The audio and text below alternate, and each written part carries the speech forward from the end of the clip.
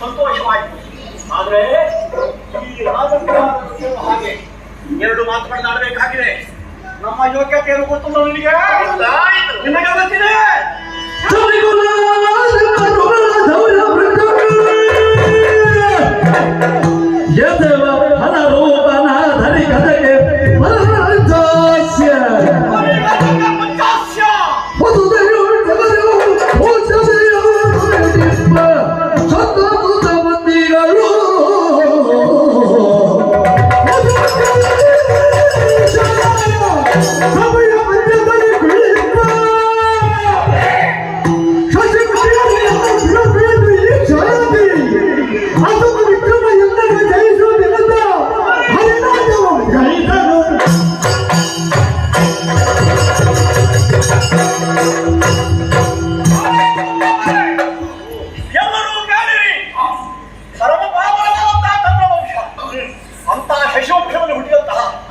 ಮಹಾಮಹಾವಿಕ್ರಮಿಗಳು ತಮ್ಮ ಶೌರ್ಯದ ಮೂಲಕವಾಗಿ ನೆಟ್ಟು ಬೆಳೆಸಿದಂತಹ ಶೌರ್ಯ ಎಂಬ ವೃಕ್ಷದಲ್ಲಿ ಉದಿಸಿ ಬಂದಂತಹ ಸತ್ಪರದ ಹಾಗಿರುವವನು ನಾನು. ವರ್ತಮಾನ ಕಾಲಕ್ಕೆ ವಿಲಾಸವಂತನಾದಂತಹ ವಿಶಾಲ ವಿಶ್ವ. ಈ ವಿಶಾಲ ವಿಶ್ವದಲ್ಲಿ ಹೋದಲ್ಲಿ ಬಂದಲ್ಲಿ ಸರ್ವರಿಂದಲೂ ಮಾನ್ಯತೆ ಗೌರವವನ್ನು ಹೊಂದಿರುವಂತಹ ಶಂತನು ಸುತ ದೇವವ್ರತ ನಾಮಕ ಭೀಷ್ಮನಿದ್ದಾರೆ. ಯಾರಿದ್ದೀರಿ? ಈ ಅರಗುವರೆಯನ್ನು ರಥಕ್ಕೆ ಏರಿಸಿ ಹತ್ತಿನಾವತ್ತೆ ಕಡೆಗೆ ನಾನು ಮುಂದೆ ಹೋಗುವಂತಿದ್ದೇನೆ.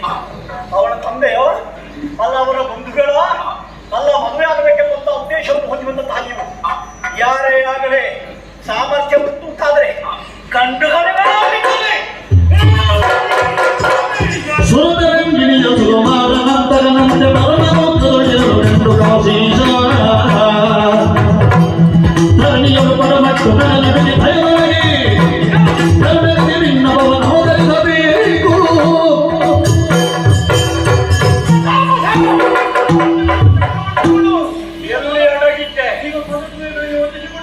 ಚಕ್ರವರ್ತಿ ಆಗಮನವಾಗುವಾಗ ಹೇಗೆ ಕರೆತರಬೇಕು ಅಂತ ಗೊತ್ತಿಲ್ಲ ನಿನಗೆ? ಕ್ಷಮಿಸಿ, ನಾನು ಬಂದು ಹೊತ್ತಾಯ್ತು. ಏನು ನಡೆಯುತ್ತೀರಿ?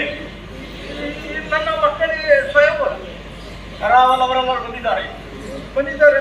ಯಾಕೆ ಹತ್ತಿನಾವತಿಗೆ ಆಮಂತ್ರಣ ಇಲ್ಲ? ನಾನು ಕಳುಹಿದ್ದೇನೆ. ಯಾರಲ್ಲಿ ವ್ಯವಸ್ಥೆ ಮಾಡಿದ್ದೇನೆ. ಕಾರ್ಯಕ್ರಮ ಮುಗಿದ ಮೇಲೆ ಬಂದು ಆಮಂತ್ರಣ ಕೊಡುವ ಯಾಕೆ ಬರಬೇಕು? ಕಾರ್ಯ ತತ್ಪರತೆ ಇರುವಂತಹ ಸೇವಕರು ಯಾಕೆ ನಿನಗೆ? ಚಕ್ರವರ್ತಿಗಳೇ, ನಾವು ನಮ್ಮಿಂದ ವ್ಯವಸ್ಥೆ ಆಗಿದೆ. ಏನಾದ್ರೂ ಜೀವನದ ಕ್ಷಮಿಸಬೇಕು. ನೀವು ಆದ್ರೂ ಬಂದಿದ್ದೇನೆ. ಇವರನ್ನು ಕೊಂಡು ಹೋಗ್ತಾ ಇದ್ದೇನೆ. ಏನು ನಿನ್ನ ಅಭಿಪ್ರಾಯ? ಇವರ ಸ್ವಾಮಿಸಬೇಕು. ಈಗ ಸಹಮತವೇ? ವಿರೋಧ ಉಂಟೆ? ವಿರೋಧ ಇರಬೇಕಾದ್ರೆ ಕೈಗೊಂಡು ಬರೆಸಿ ಕಾಲಕ್ಕೆ ತೆಗೆಯ.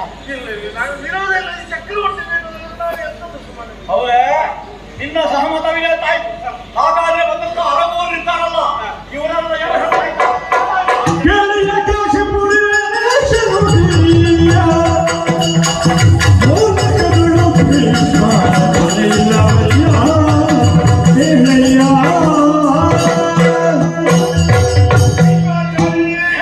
ನಿಮ್ಮ ಯೋಗ್ಯತೆಗೆ ಶರಣು ಶರಣು ಅಂತ ನಾನು ಹೇಳ್ತಾ ಇದ್ದೀನಿ.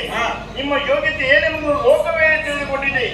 ಆದ್ರೆ ಸಾಯಿ ಸಭಿಕರನ್ನು ಮೂಗಿನ ಮೇಲೆ ಬರಲಿಟ್ಟುಕೊಂಡಿದ್ದಾರೆ. ಯಾಕೆ? ಭೀಷ್ಮಾಚಾರ್ಯರು